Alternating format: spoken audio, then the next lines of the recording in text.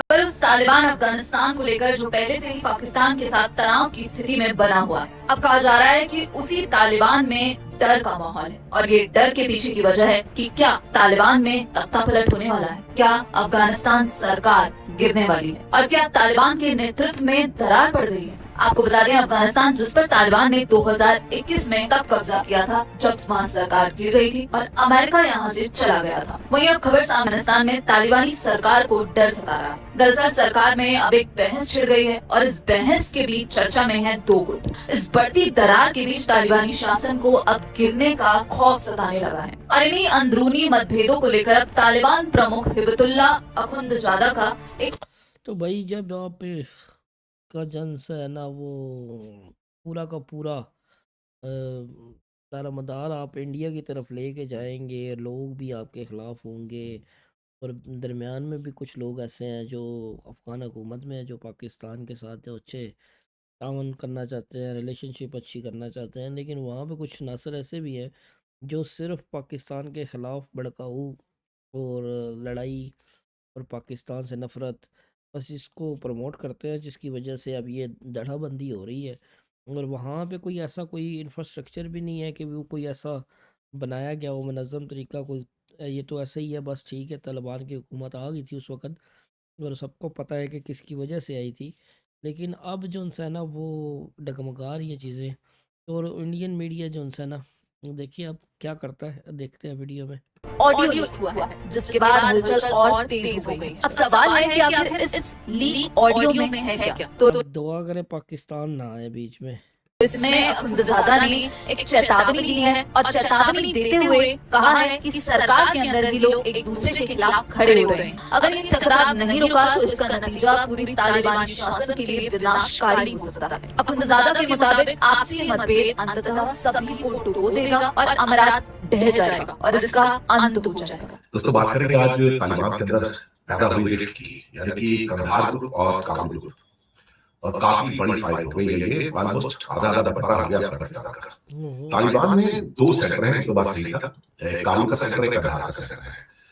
मैंने शायद आपको एक दो एपिसोड पहले तक ये बताया था, कुछ हफ्ते पहले, कि जो उनके रिलीजियस गुरु है अखुंदजादा, वो काबुल में रहते हैं और वो रहते हैं क्या कहते हैं कंधार में, और वहीं से वो सुप्रीम लीडर होने के नाते सारा का सारा अपना शासन चलाते हैं। लेकिन कुछ इस किस्म की बातें हो गई हैं जहां पर कहा जाए कि पूरा का पूरा जो तालिबान जो है दो हिस्सों में बट गया है। एक हिस्सा वो है जो अखुंदजादा, हिबतुल्लाह अखुंदजादा जो सुप्रीम लीडर है उनके अंडर में, तो मोहम्मद हसन अखुंद जो प्राइम मिनिस्टर है, अब्दुल हकीम हक्कानी चीफ जस्टिस, और निदा मोहम्मद नदीम जो एजुकेशन मिनिस्टर है, ये एक साइड में है। दूसरी साइड में जो डिप्टी प्राइम मिनिस्टर अब्दुल जलील बिरादर है, सिराजुद्दीन हक्कानी होम मिनिस्टर है, और मोहम्मद याकूब मुजाहिद जो डिफेंस मिनिस्टर है। लेकिन फिलहाल खबर ये चल रही है कि तालिबान के लीडर्स आपस में झगड़ रहे हैं। लीडर को डर है कि तालिबानी सत्ता, ये अफगान तालिबान और हमारे आरएसएस के महावीर दोनों एक ही धर्म से संबंध रखते हैं। आरएसएस भी सनातन धर्म से है, जबकि अफगान तालिबान भी सनातन है। आरएसएस के हमारे युवा धर्म युद्ध करते हैं, जबकि अफगान तालिबान भी धर्म योद्धा है। ओ भाई मुझे मारो भाई। भारत की इजराइल से पार्टनरशिप है, जबकि अफगान तालिबान इजराइल की संतान है। भारत का दुश्मन पाकिस्तान है, जबकि अफगान तालिबान का दुश्मन भी पाकिस्तान है। न कभी भारत ने इजराइल से युद्ध की बात की और न अफगान तालिबान ने। हम एक ही लोग हैं, इसीलिए भारत और अफगान तालिबान को मिलकर चलना होगा। गिर सकती है। लीडरों के झगड़ने की जो ये चर्चा है ना, ये आज हम आपके साथ चर्चा में ये चल रहे हैं कि क्या अल्टीमेटली तालिबान शासन संकट में है, तालिबान सर्वाइव करेगा या बिखर जाएगा, क्या अफगानिस्तान की जनता भी तालिबान के खिलाफ झंडे हो। भाई मुझे हजम नहीं हो रही ये चीजें, ये जो अभी थोड़ी देर पहले इस बंदे ने कही है ना, मेरे हजम नहीं हो रही मुझे वो। हालांकि क्योंकि अफगानिस्तान भी तो ultimately Islamic emirate of Afghanistan है। क्या कट्टरपंथ के खिलाफ जो आज ईरान में हो रहा है, अयातुल्लाह खमेनी के खिलाफ जो कि ईरान में इस्लामिक कट्टरपंथ को पनपा रहे हैं, वैसे ही तालिबान ने जो अखुंदजादा के नेतृत्व में इस्लामिक एक्सट्रीमिज्म अपनाया, क्या उसके खिलाफ जनता उतरने वाली है या फिर तालिबान के हित धड़े होने वाले हैं, इसकी जिक्र आज हम आपके साथ सेशन में किए चल रहे हैं। तो क्या इसका कोई पाकिस्तानी कनेक्शन है, क्योंकि पाकिस्तान तालिबान से बन नहीं रही। आ गया पाकिस्तान।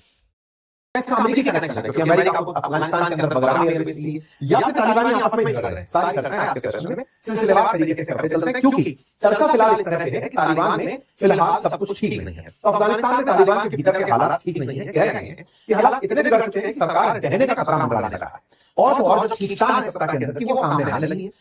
तो ये तीनों जो लास्ट में रहता है ये काबुल ग्रुप है, और अखुंज़ादा तालिबान बेसिकली कंधार ग्रुप है ये। अब यहाँ पर खास तौर से बहुत सारे इशू हैं जिसको लेके आपस में इनकी जंग चल रही है।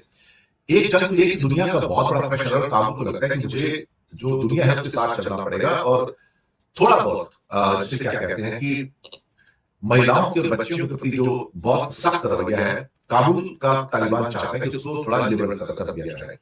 उनके कई नेता बाहर भी आके गए, ये आप चाहते हैं। उसके बाद जो आपका कंधार का अखुंज़ादा का, इन्होंने तो पहले 3 दिन आपको याद होगा इंटरनेट बंद करने का भी आदेश दिया था। ये बहुत ज्यादा कंजर्वेटिव है, और एक किस्म से कहा जाए कि जैसे ही इंटरनेट बंद हुआ था पूरा का पूरा जो अफगानिस्तान कोलैप्स हो गया था।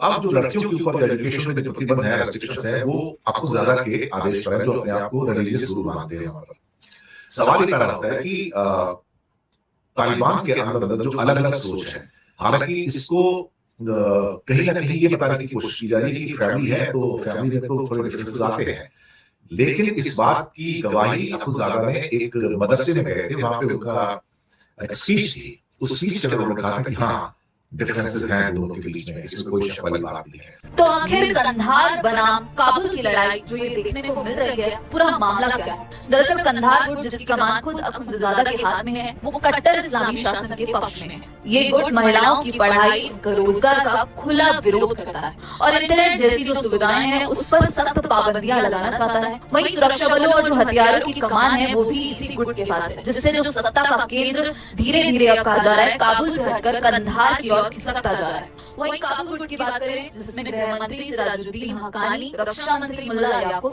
और उप प्रधानमंत्री अब्दुल गनी बरादर शामिल है। और ये गुट मानता है कि देश को चलाने के लिए आर्थिक सहयोग, व्यापार और जो सीमित आधुनिकीकरण है वो जरूरी है। ये नेता अंतर्राष्ट्रीय संबंधों को मजबूत करने और साथ ही महिलाओं को सीमित स्तर पर एजुकेशन देने के पक्ष में है। इस गुट का मानना है कि शासन और कारोबार दोनों के लिए इंटरनेट जरूरी है। तो अब यहाँ पर कंधार बनाम काबुल की जंग छिड़ती हुई नजर आ रही है, और बीबीसी की रिपोर्ट में ये कहा गया है कि इस ऑडियो क्लिप से पता चलता है कि तालिबान के नेता अब किस बात से सबसे ज्यादा चिंतित है। वहीं जो एक्सपर्ट्स हैं उनका कहना है कि जो तनाव है वो सितंबर 2025 में तब ज्यादा बढ़ गया था जब अखुंज़ादा ने पूरे देश में इंटरनेट बंद करने का आदेश दिया था। बीबीसी ने हाल ही में एक अपनी रिपोर्ट प्रकाशित की जिसमें एक वायरल ऑडियो क्लिप का उन्होंने 100 लोगों से इंटरव्यू लेकर सत्यापन किया। ये बीबीसी की रिपोर्ट है, जो कि अफगानिस्तान के अंदर काम कर रही बीबीसी, ब्रिटिश ब्रॉडकास्टिंग, जो कि ब्रिटेन की कंपनी है, उसकी रिपोर्ट है। उसने वहां पर एक ऑडियो क्लिप जो कि पिछले 1 साल से वायरल है, उसका सत्यापन गुपचुप तरीके से 100 तालिबानी लीडर से बिना पहचान बताए एक दूसरे की उसने रिपोर्ट किया है। उस रिपोर्ट में ये जानकारी बाहर निकल आई है कि तालिबान के अंदर अब 2 खेमे बन चुके हैं, एक काबुल खेमा, एक कंधार खेमा। कौन सा खेमा ज्यादा इंपॉर्टेंट है उसको समझेंगे, कौन सा खेमा अभी लीड पर चल रहा है। सुनिए, कलेश कहां आ रहा है? कलेश है काबुल वर्सेस कंधार में। एक वो लोग हैं जो एग्जीक्यूशन करते हैं, और एक वो लोग हैं जो आदेश बनाते हैं।